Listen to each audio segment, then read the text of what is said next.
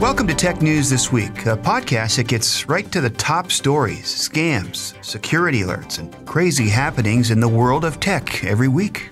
I'm America's Digital Pro, Kim Komando, and coming up in Tech News this week, I'm going to tell you about a cyber attack that's happening right now. This one's focused on banks across the globe, but it will affect you no matter where you live. I'm Mike James. We're also going to tell you about the best way to find cheap airline tickets. Google Flights is a popular way to search, but is it the best? Plus, Yahoo is in hot water again for invading people's privacy, and it's not just Yahoo, America Online, too. And you're not going to believe how they're doing it. Verizon was recently caught throttling back first responders' data, and people are outraged. Coming up, the real reason Verizon put restrictions on the fire department. Plus, I'm going to tell you about some helpful Google tricks that you're just going to love. And once you know about them, you're going to use them time and time again. All that and much more coming up in Tech News This Week from the news desk at Komando.com. We start with a frightening cyber attack on banks. It's happening right now all across the globe. And you may think, oh, it has to do with the banks, has nothing to do with me. No. The Cobalt cybercrime gang is believed to be the group behind this attack. They're sending out phishing emails, hoping to trick people into clicking on all the malicious links. Now, for starters, the email appears to be from banks, supposedly about some expansion of the bank's operation that they're doing. The recipient in the phishing email is directed to click on a link to find out more, of course. And if they fall for it, they're either taken to a Trojan spreading site or a Word document will open that will totally infect their gadget.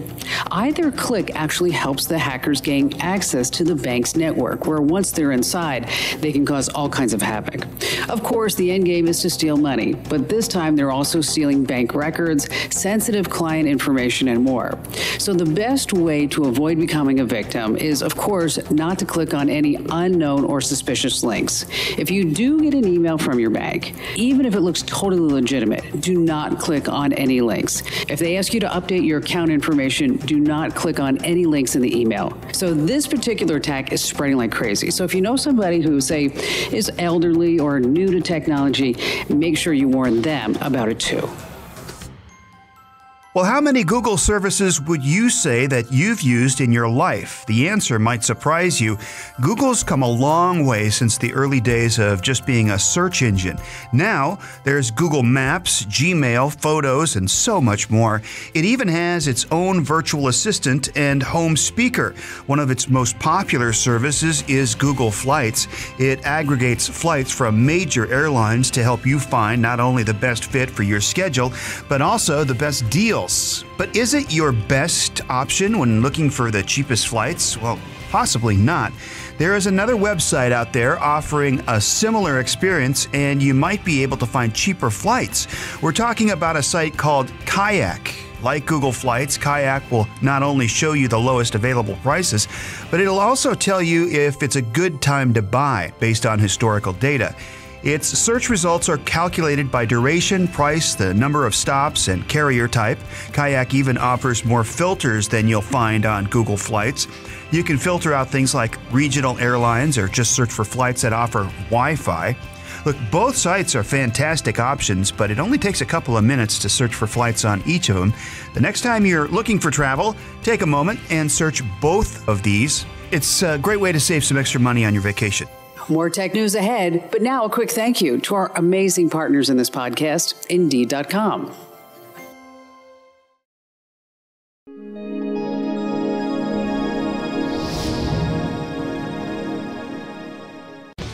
We've talked about it before on the show and also here in Tech News. I'm talking about 3D printed guns. They're now a reality. They've actually been around for quite a while. But you see, there's been legal battle that has kept the blueprints from being posted online. Some people are worried that 3D guns will pave the way for untraceable firearms that could actually help criminals. And so in response, a judge made a ruling earlier this week prohibiting the free distribution of 3D gun printed blueprints. Okay, but now a gun rights advocate has turned the tables on that ruling. Cody Wilson is now actively selling the blueprints on his website, DefCat, saying, "I'm happy now at this point to become the iTunes of downloadable guns if I can't be the Napster." Okay. He also commented that the ruling is pointless because anyone can find these files online with a simple Google search. And you know what? Cody's right. Cody's still being sued by so many state attorneys generals in an effort to block him from distributing the blueprints, though. He's not selling to anyone living in those states. Well, for now, this legal battle will rage on. Well, NASA is always up to something cool, and, well, they're at it again. The space agency has found a way to explore the deepest parts of space without ever having to leave Earth. It's a project that's part of the Systematic Underwater Biochemical Science and Exploration Analog Program. I applied for a position there. I never heard back from them. I can't figure that out. It'll help NASA search for life in deep space as well as getting a better understanding of planet Earth. It does this by dropping robots into the ocean around a deep-sea volcano in Hawaii. Scientists believe the area is similar to Saturn's moon. One researcher says studying the extreme conditions where life can survive on Earth will help understand potential for life to exist on other ocean worlds in the solar system. The robots will be used to study the biology, chemistry, and geology of the region. One small dunk for a robot, another giant leap for mankind. We've got more tech news just ahead. Right now, a quick thank you to our partners at Dell. And here's Tech News This Week Extra. If you're looking for a new smartphone, Kim's got some great tips. Hey, listen, let's talk smartphones. If you're in the market for a new phone, now's the time that you should wait. That's right, don't buy one just yet. Because for starters, Apple is set to release 3 new phones in the next couple of weeks. Now, these aren't drastic changes from previous phones. This is for Apple what those of us here in the tech industry, we call it the S year. I don't know if you've ever heard about that. S stands for same, as in, well, the new phones are going to have the same basic design, but they're going to have a few new internal features and functions. But here's what we know so far. There's going to be a new high-end iPhone. It's a big one. It measures about 6.5 inches diagonally. That would make it the largest iPhone by far. It's going to have a glass back with stainless steel edges and, of course, those dual cameras and a nice, bright, clear OLED screen. Also, look for an update to the current iPhone X. This one's going to have a 5.8-inch OLED screen. It's expected to have a faster processor and, of course, some better cameras, too.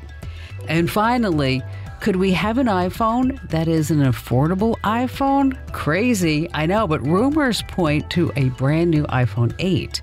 This one's going to have a 6.1-inch screen, come in a bunch of cool colors, and sport aluminum edges instead of having the stainless steel that's on the iPhone X. It's also going to have a cheaper LCD screen instead of an OLED one. This way, they can keep the cost down. But this doesn't mean that the other phone manufacturers are just sitting still. If you're a Samsung fan, they have a brand new larger Note 9 smartphone. And Google, well, they're going to release their brand new Pixel 3 phones on October 9th. But when you think about it, nothing really has been that revolutionary. I mean, next year, we might have a phone, I'm super excited about this, that actually folds up and fits right in our pockets. That's the one that I'm waiting for. Hey, and speaking of updates, a lot of people don't know that Amazon's Alexa can talk dirty to you. That's right, and say the wrong things, and it has a lot of parents and grandparents upset. They just don't like it. Well, good news, a version of Alexa will not tell the kiddos where babies come from or spill the beans about Santa. It's not going to explain some things that kids might have heard on the news either, like, Alexa, what does Stormy Daniels do for a living? Amazon elected the voice assistant with a feature that can make Alexa more kid-friendly. So when the free time feature is activated, that's what it's called, Alexa answers certain questions differently. So when asked where babies come from, for example, the kid version will tell the youngsters to go ask a grown-up. Free time will also keep Alexa from playing songs with curse words. So asked to play a Cardi B song, which, by the way, my son just told me how Cardi B got her name. Did you hear this? From Bacardi rum. I'm like, oh, okay, I guess that makes sense. Anyway, when asked to play a Cardi B song, it plays a version of the rapper's Bodak Yellow with the explicit lyrics removed. How nice. I just wonder why it took Amazon so long to make Alexa kid-friendly, considering it's so many homes. Oh, and I have to tell you about this great thing that Google did with Gmail. They added a ton of new features, has a brand new look. But one of the new tools that Gmail introduced is something that they're calling confidential mode. It's It's kind of like this whole Mission Impossible type thing. It lets you set an expiration date or revoke access for sensitive emails. And also that the recipient won't be able to forward, copy, print, or even download. Here's how it works. To send a confidential email, what you do is you open up your Gmail app. It has to be done on the app, not on the web browser. Tap the red compose button like you normally do. But this time, you're going to do the triple tap. That's right. Tap the triple dot button in the top right, and then something pops up called confidential mode. Then you got a couple of options. You can work through it. One is allow you to set an expiration date, password protection, really slick stuff. If you need all the instructions, we have them written out for you over at Komando.com. Coming up in a bit, we're going to tell you why Yahoo and America Online's in hot water again. Plus, some really old hacking tools are putting modern gadgets at risk. And I'm also going to give you some clever Google tricks that you wish that you knew sooner, because you're going to love them. Well, you're not going to believe the big mess Yahoo has found itself in again. If you've got an email from Yahoo, you need to pay close attention here. What shouldn't be a really big surprise at this point. Of course, the tech company has been in hot water for a couple of years since we learned it was terrible at securing its users' data. Yahoo was the victim of one of the biggest data breaches in history, which basically exposed the credentials of everyone who has ever had a Yahoo account. Well, now the Wall Street Journal says if you have a Yahoo or AOL email address, your emails are being scanned to find out what you're buying. Both email providers are owned by Verizon, and it's been selling a service to advertisers that scans over 200 million inboxes for consumer buying habits. That way, companies can provide you with targeted ads, which seems to be the way of the world these days. Google, Facebook, pretty much all the big tech companies are doing it, but most other email providers have stopped the practice since data privacy has become such a hot-button issue. Now, people don't want to be spied on, not even if it means advertisements will be better suited for them. According to the Wall Street Journal, Yahoo and AOL are the only email providers still screening emails, but there is good news. If you don't want to delete your account, you can opt out and stop the emails from being scanned. Just go to Komando.com and search for Yahoo to learn how. A few weeks ago, while the brave men and women of the Santa Clara, California Fire Department were out risking their own lives to save the homes, businesses, and lives of others from raging wildfires, Verizon Wireless decided that, in coordinating the firefighting effort, the fire department was using too much data. So Verizon clamped down. They put restrictions on the fire department's data usage. It's known as throttling back, and in today's world, it's never necessary. First, full disclosure, I am a Verizon customer. Second, Verizon has apologized. In North America, there's so much bandwidth available that there's no reason other than pumping profits for any wireless carrier to ever throttle back anyone. And yes, I know that Verizon has already been beaten up on this. But here's another good kick for good measure. You guys made $125 billion last year. So knock it off. It's hard to imagine that really old hacking tools could put modern gadgets at risk, but that's actually exactly what's happening right now. Millions of smartphones are at risk of an attack from decades-old computer code. Millions of Android gadgets are vulnerable to attack using AT commands. AT commands are a group of short-string commands developed in the early 80s designed to be transmitted via phone lines to control modems. The shocking thing is, some of today's smartphones still include basic modem components inside, which can be exploited by these AT commands. University researchers made the discovery for an attack to work, the hacker would have to gain access to a user's gadget or hide a malicious component inside USB docks, chargers, or charging stations. Once connected via USB, the hacker can rewrite firmware, bypass security, steal sensitive information, perform screen unlocks, and more. The biggest threat is the attacker's ability to mimic touchscreen apps, allowing them to take over full control of the gadget. They then are able to inflict the device with malicious apps and use it for further surveillance. None of this is good news. The impacted phone makers have been notified, and hopefully they will fix the problem. Next up for scrutiny, Apple gadgets, so more bad news could be on the way. We've got a Komando On Demand podcast coming up about the latest threat to phone security, which is SIM swapping and number spoofing, so keep an eye out for that. As millions head back to classes, think of the hundreds of back-to-school rituals, all of them once a staple of Americana. But thanks to everyday technology, these time-consuming slices of our lives are gone forever. Even the most advanced calculus or math instructor would have no idea today how to use the slide rule. Moms and dads of just 20 years ago would be dumbfounded to learn there's no more traditional back-to-school shopping. It's done all online and home delivered from Walmart and Amazon. Forget pencils and pens. Note-taking and homework is all done on laptops and tablets, and maybe the school even specifies an iPad, except for the 1st through 3rd graders, where you still need standard notebooks, glue, and crayons. Still, even then, with a few keystrokes and standard 2-day delivery, everything is online, shipped right to your door. It may be back to school, but this year, it's with far less trauma thanks to consumer tech. We've got more tech news just ahead. Right now, a quick thank you to our partners at Quip. This next story is pretty frightening. A flaw that has just been found in Windows 10 could let attackers take control of your computer. A 0-day vulnerability was posted by a security researcher on social media earlier this week, so it's now out in the wild and anyone can use it against you. To make matters worse, the bug won't be fixed until Microsoft's next patch Tuesday, which is in September. It's described as a local privilege escalation security flaw in the Windows Task Scheduler.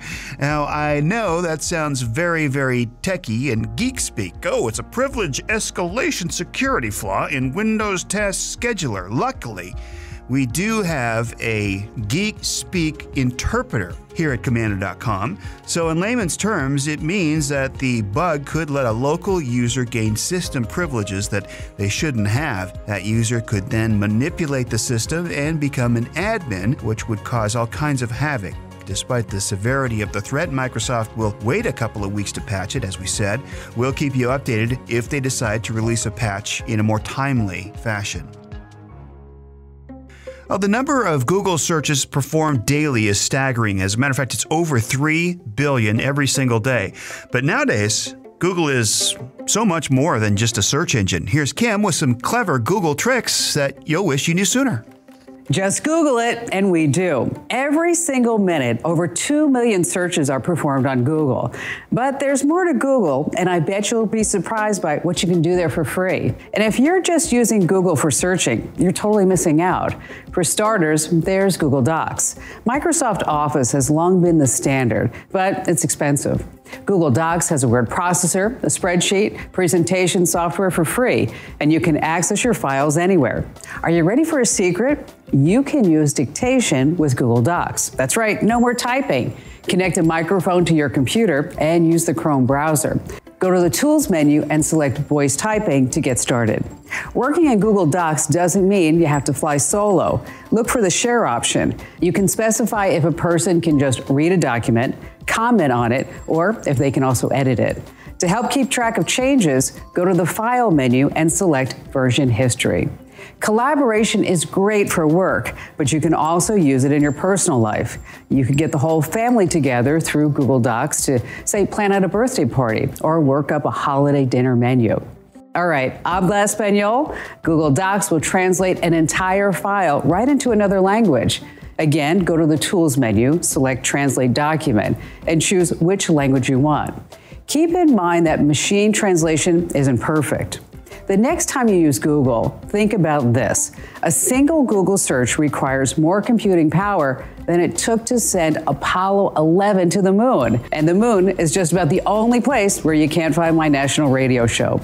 You're up to date, and I'm America's Digital Pro, Kim Komando. To find my show nearest you, head over to komando.com/radio. And if you want to watch or listen to my show anytime on your schedule, go behind the scenes, watch the show being recorded, use our message boards, be part of the community, head over to getkim.com. Once again, that's getkim.com, and I'll see you next time.